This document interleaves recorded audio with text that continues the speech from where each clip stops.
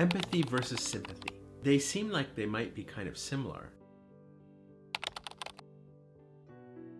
but actually they have a very different intention and a very different outcome. If we compare empathy versus sympathy, we realize that sympathy has this kind of distance and this separation because we don't want to get too involved. We don't actually want to be vulnerable ourselves. And when we actually use empathy, what we're doing is not just seeing through another person's glasses or stepping in their shoes, but we're actually standing with them shoulder to shoulder, and we're looking at their experience and we're sharing that experience with them. There are three parts of empathy. We use this triangle to think about the balance between feelings, thoughts, and actions. And this same triangle applies to the three parts of empathy.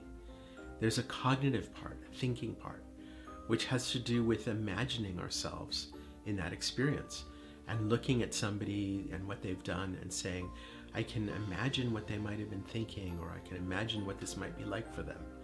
If we use that thinking part of empathy without the other parts, we slip into sympathy and we start saying, oh, this must be so hard for them. I feel sorry for them. And our feeling is not feeling with, our feeling is feeling above or feeling apart from. In the emotional part of empathy, we're actually forming a connection with somebody else, or we're co-creating that connection. We're stepping into the space of shared emotional connectedness. Now, the cognitive part of empathy is much easier to train. So often in workshops, people will talk about empathy and they'll really focus on this cognitive part of empathy, reading people's faces, reading people's body languages, trying to hear what it is that they're not exactly saying. These are all cognitive techniques. The emotional empathy, the affective empathy, is based in compassion. It's based in feeling that we are together with. And this feeling of together with comes from a very different intention and has a result of leading both people to change. When we step into the emotional part of empathy, what happens is we draw on our shared humanity. The final part of empathy is empathic action.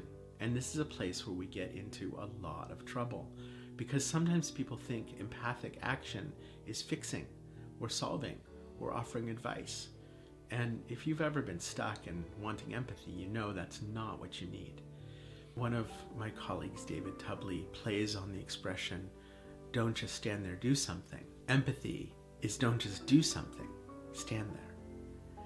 Empathic action is often standing with somebody and being with them. Now for me, that takes a level of bravery. It takes a level of vulnerability. Because when we really empathize, we step into the shared experience with somebody, and we might feel like we're going to drown or be overwhelmed. And that's why often people slip into this sympathy side of empathy versus sympathy, because they don't want to go there. They don't want to open themselves up to that experience. Here's the secret. When we really open our hearts and when we really connect with empathy, we both walk away lighter. We both walk away with some healing. We both walk away with some perspective.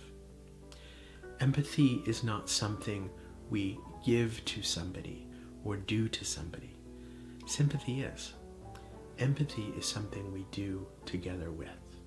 We step into this together with, and it affects both of us. And we both walk away feeling and knowing and acting in this more connected place. Now it's your turn. How could you step out of sympathy and into empathy?